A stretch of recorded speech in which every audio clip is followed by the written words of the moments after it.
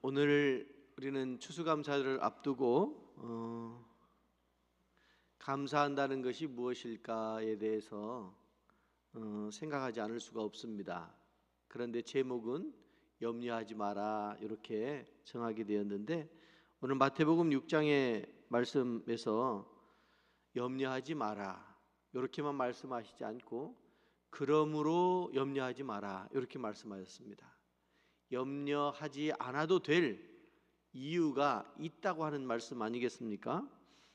여러분, 우리가 살면서 겪는 많은 일들이 있는데 생각해 보면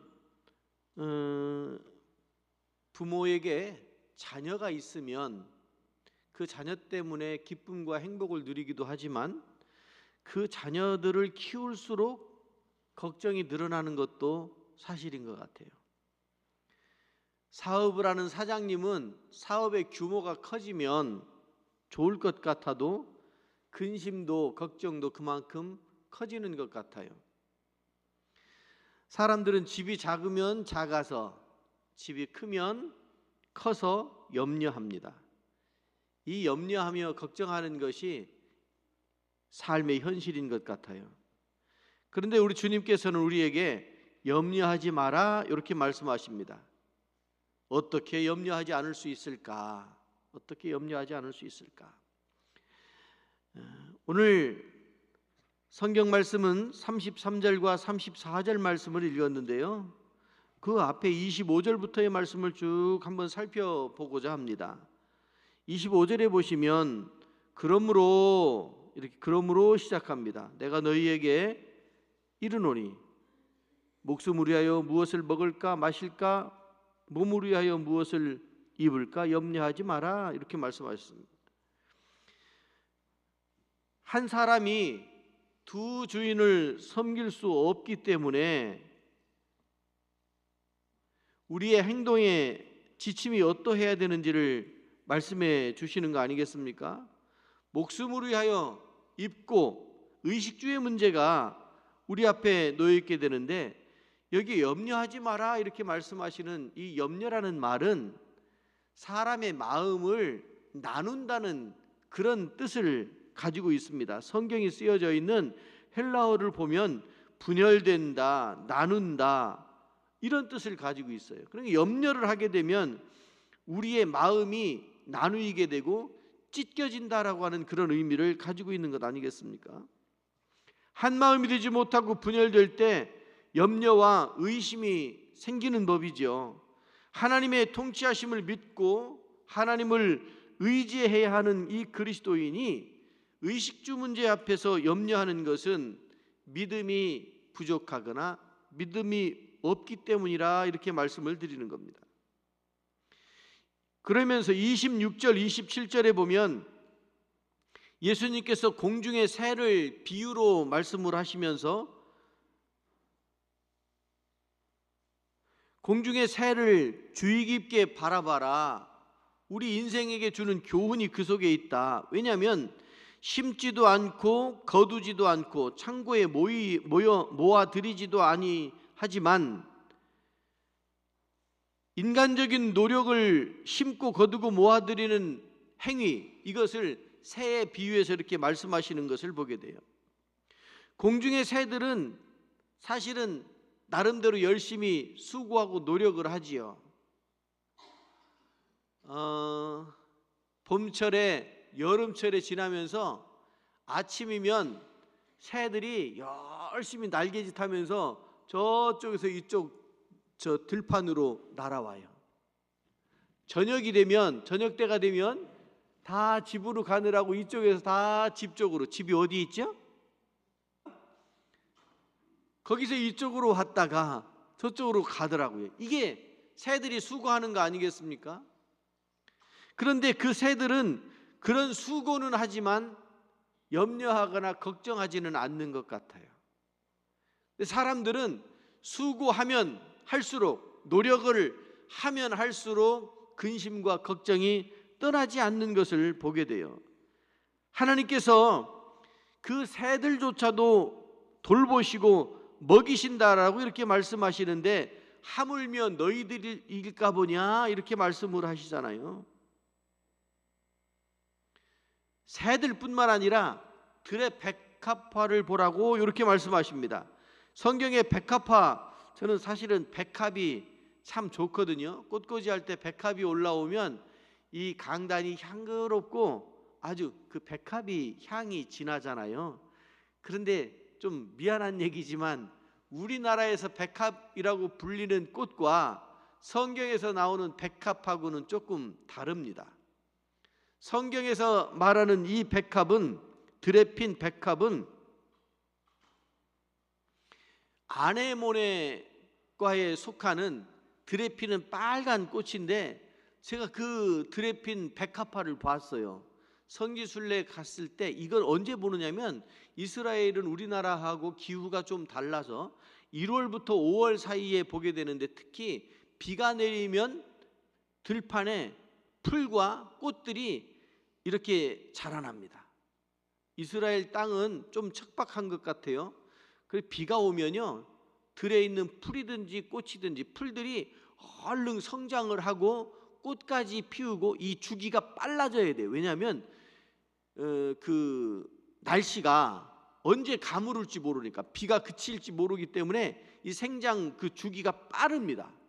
그래서 얼른 잎이 나오고 꽃이 피고 씨앗을 뿌리고, 그리고 사그러드는 그 과정 중에 그 백합이라고 소개되어지는 그 꽃을 보게 되었는데, 빨간 꽃이 이파리도 크지도 않아요. 그런데 그 꽃이 돋보이더라고요. 왜냐하면 이스라엘 들판에 나무가 없는 그냥 들판에 꽃이 피었는데 그 꽃이 색깔이 그렇게 도드라지게 보이더라고요. 그래서 예수님께서 솔로몬에게 입힌 옷보다 이 백합화가 더 화려하고 더 예쁘다, 이런 말씀을 드렸던 거 아니겠습니까? 이 백합화도 나름대로 빨리 잎을 내고 꽃을 피우고 씨앗을 뿌려서, 종족 보존인지는 모르겠지만 얼른 이 주기, 이런 노력을 하지만 그러나 근심하거나 걱정하지는 않는다는 거죠. 하나님을 신뢰하고 자기가 할 수 있는 일들을 최선을 다하는 것이 우리에게 필요하지, 하늘의 새나 들의 백합화처럼 걱정할 이유는 우리에게 없다, 이 말씀을 하시는 거예요. 솔로몬의 모든 영광을 언급하면서, 솔로몬이, 여러분, 인류 역사상 솔로몬이 가장 영화를 누린 왕으로 손꼽히지 않습니까? 그런데 그 솔로몬이 누린 그것보다도 하나님께서 함께 하시면 걱정, 근심, 염려 없이 살아갈 수 있다라고 하는 것을 말씀해 주시는 것이죠. 그러면서 30절에 보시면, 오늘 있다가 내일 아궁이에 던져지는 들풀도 하나님께서 이렇게 입히시는데 하물며 너희에게 일까 보냐.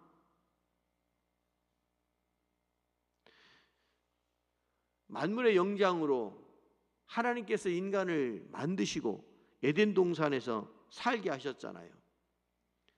흙으로 만드시고 그 코에 생기를 불어 넣으셔서 생명으로 만드시고 살아있는 영으로, 이 말은 생명이 되었다, 살아있는 영이 되었다라는 이 말은 영적인 하나님과 영적인 교통이 이루어질 수 있게 해주신다는 말씀이에요. 코에 생기를 불어넣었다는 말씀은 그 어떤 피조물에게도 하지 않으신 하나님의 은혜요 사랑인 줄로 믿습니다. 강아지를 만들어 놓고 그 코에 생기를 불어넣으셨다고 말씀하지 않으셨습니다. 사람에게만. 그래서 사람이 영적인 동물이 되어져 버린 거예요. 몸만 있다면 이 땅에서 다시 분토가 되어 흙으로 돌아가는 인간이겠지만, 하나님께서 생기를 불어넣으심으로 우리는 생명이, 살아있는 영이 된 거예요. 그래서 하나님과 교통할 수 있게 되어진 거죠.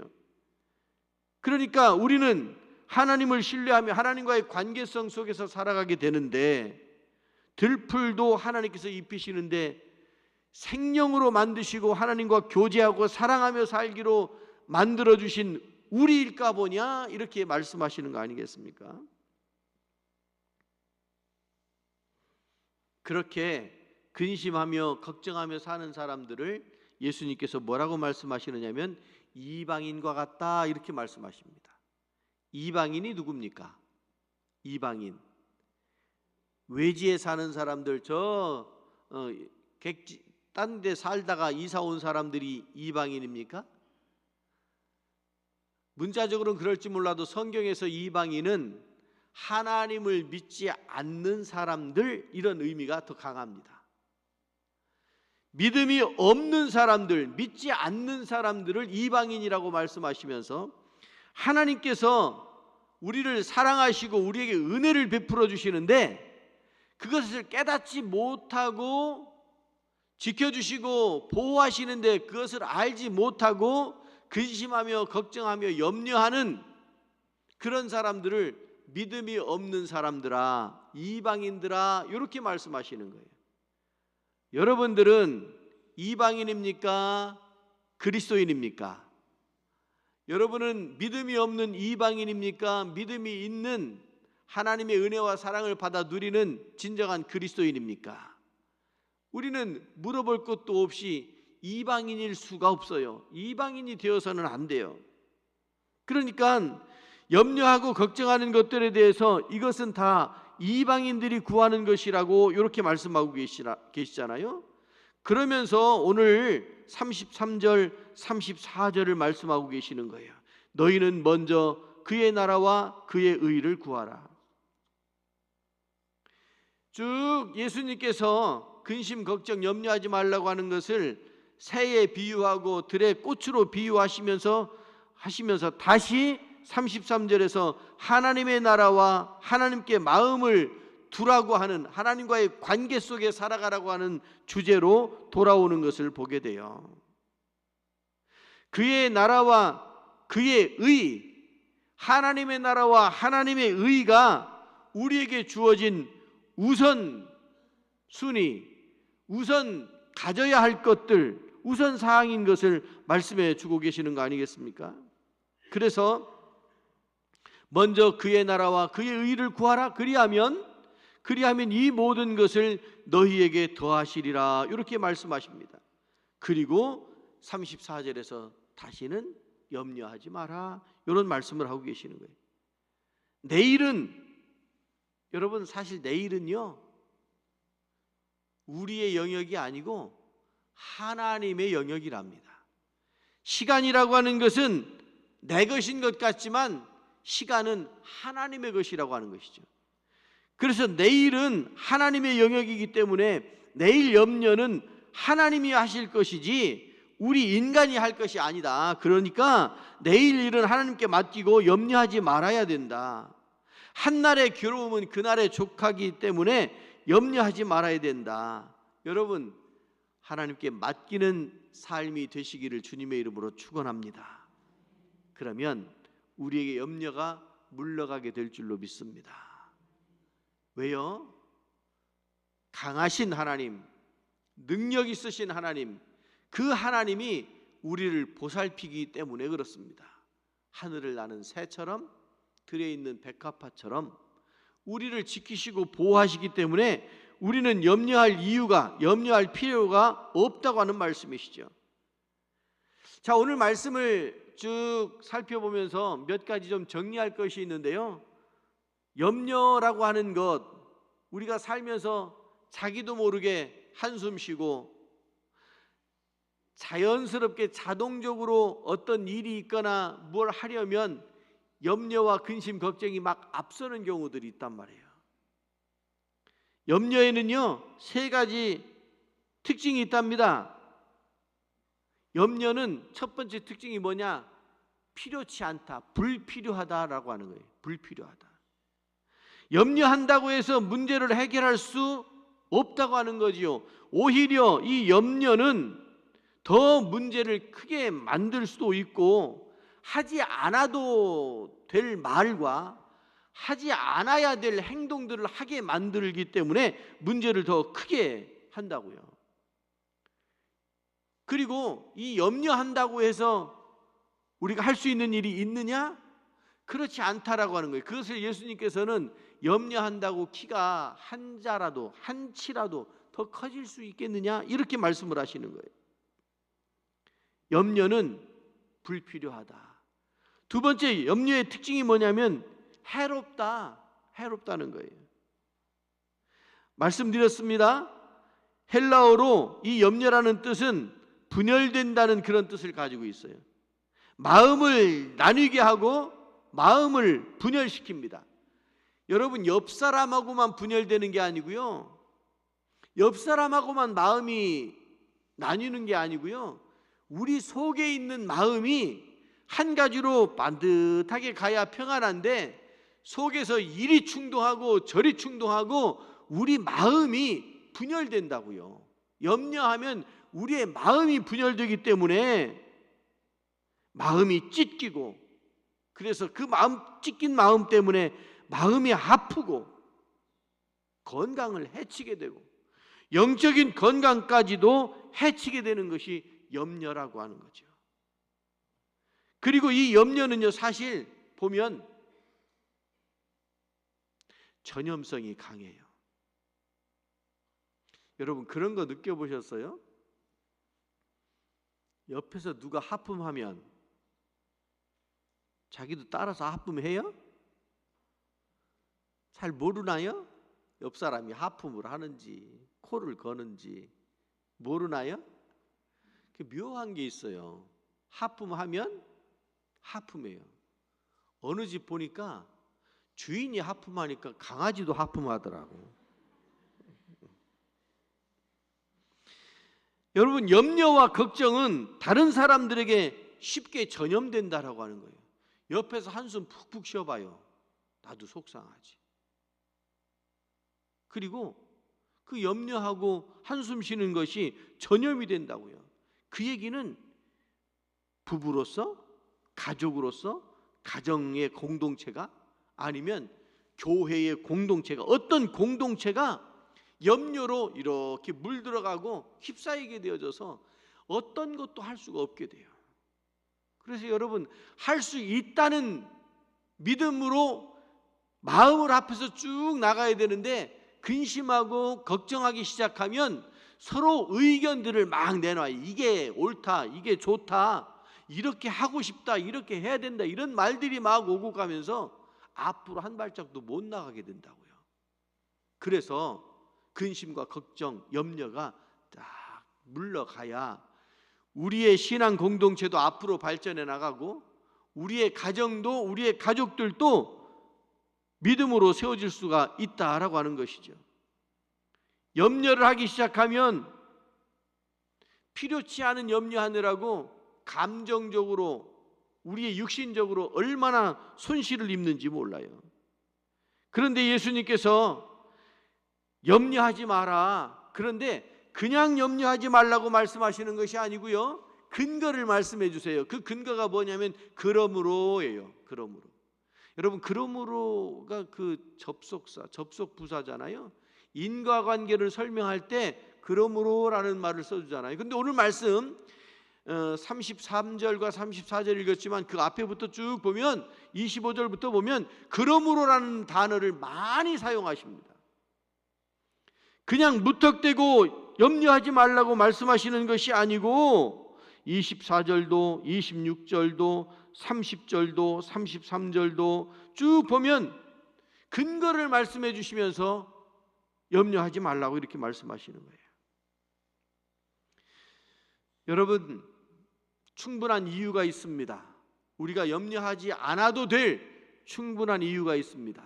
그것은 하늘의 새도 들의 꽃도 보살피고 입히시는 하나님의 은혜가 있기 때문에 그 새와 백합화 뿐이겠느냐? 하나님께서 우리에게 은혜를 베푸시고 우리를 도와주시기 때문에 근심하지 말라고 이렇게 말씀하십니다. 할렐루야. 근거가 충분하다니까요.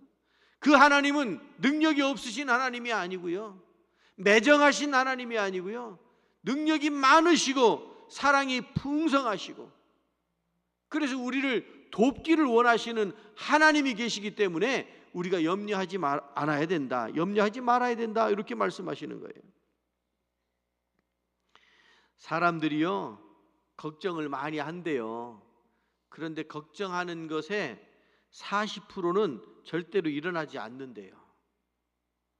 그리고 걱정하는 것의 30%는 이미 일어난 일이래요. 계산해봐요.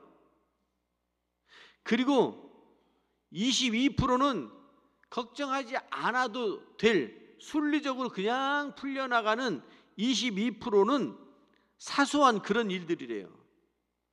그리고 4%는 내가 아무리 애쓰고 노력하고 수고를 해도 어쩔 수 없는 일들이래요. 다 계산해 보셨어요? 몇 프로 나왔어요? 96% 나왔어요? 나머지 4%, 이 나머지 4%만 우리가 대처할 수 있는 일이에요. 그런데 우리는 사사건건 매번, 어제 행복한 전교인 야유회를 다녀왔지 않습니까? 준비하느라고요 나름대로 고민도 많이 하고, 이렇게 처리 혼자 할 게 아니기 때문에 여럿이 같이 해야 되고 또 멀리 다녀야 되기 때문에 처리해야 될 것, 결정해야 될 것, 체크해야 될 것들이 참 많았어요. 그리고 잘 될까 이런 생각들도 많이 했어요. 그런데 지나고 보니까 할렐루야, 지나고 보니까 할렐루야입니다. 아는 분은 알고 모르는 분은 모르는 거예요. 딱 한 가지, 저 동네 시장 갔더니 버스에서 내리느라고 시간 걸렸다고 막 빵빵거리고, 그래서 어이구 어지간들하다 그러고 끝나는 줄 알았더니 차를 확 빼가지고서 우리 차 못 빼게 앞에다 콕 박아 놓더라고. 사람들이 막 웅성웅성거리고 막 그러고 막 소란스럽고 그러면 조용히 해 그러잖아요. 그럼 옆에 있는 사람이 뭐라고 그래요? 네가 더 시끄러워 그러잖아요. 근데 어제 그 일이 벌어진 거예요. 아이고, 그 아저씨 옆에 딸내미가 앉아 있더라고. 내가 봤지. 딸내미가 앉아 있는데 딸이 창피하니까 이렇게 내려가가지고 숨더라고. 당진에 사시는 것을 복으로 여기시기 바랍니다. 암만 생각해도 우리 동네는 안 그럴 것 같아. 그리고 우리가 조금 실수하긴 했어요. 뭐 길 막아놓고 내리는데 시간이 좀 걸리잖아요, 버스니까. 그런데 하여튼 살다 보면 좀 그런 사람들이 있어요. 그래서 제가 차 끌고 나오기 전에 부부싸움 했구먼. 성질 낼 때가 있고 좀 이해하고 넘어갈 때가 있지. 자기는 방구 안 끼나? 그렇게 그냥 꼬장꼬장한 그런 사람들이 있어가지고 살짝 마음이 상할 뻔했다가 잘 해결이 됐어요. 여러분, 무슨 행사를 준비하든 인생을 경영하든 어떤 일을 작업을 하려고 뭘 하든 생각할 것들이 많고 근심 걱정이 되는 것들이 많아요. 그러나 우리가 최선을 다해서 준비는 하지만 그 이상의 염려할 것은 하나님께 맡기시는 것이 믿음인 줄로 믿습니다. 그 믿음이 우리를 염려에서 감사함으로 인도하는 줄로 믿습니다. 여러분, 염려하기 시작하면요 감사의 마음이 좀 먹습니다. 뭘 그렇게 감사할 게 있어요? 맨날 근심 걱정하는데. 그래서 하나님 앞에 감사하기 위하여 염려하지 말라고 이 말씀을 하시는 거예요. 염려하기 시작하면 근심 걱정이 떠나질 않아요. 원망과 불평이 생겨요. 그래서 염려하지 마라. 예수님께서 그 말씀을 하시는 거 아니겠습니까? 잠언에도 보면 이런 말씀이 있더라고요. 마음의 즐거움은 양약이다. 그런데 심령의 근심은, 염려는 뼈를 마르게 한다 말씀하셨어요. 근심이 많아지면 그 근심이 자기를 오히려 찌른대요. 생각해 보세요. 곰곰이 생각해 보세요. 근심 걱정하지 않아도 될 것 때문에 그거 하다가 오히려 자기가 무너져 버린다고요.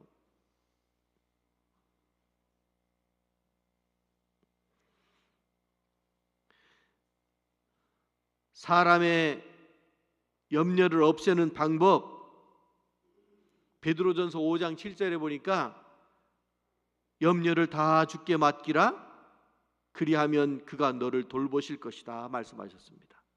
한번 따라해 봐요. 염려를 다 주께 맡겨라, 그리하면 그가 너희를 돌보실 것이다. 아멘. 염려는 어떻게 하라고요? 주님께 맡기고, 그러면 주님께서 다 해결해 주신다는 말씀 아니겠습니까?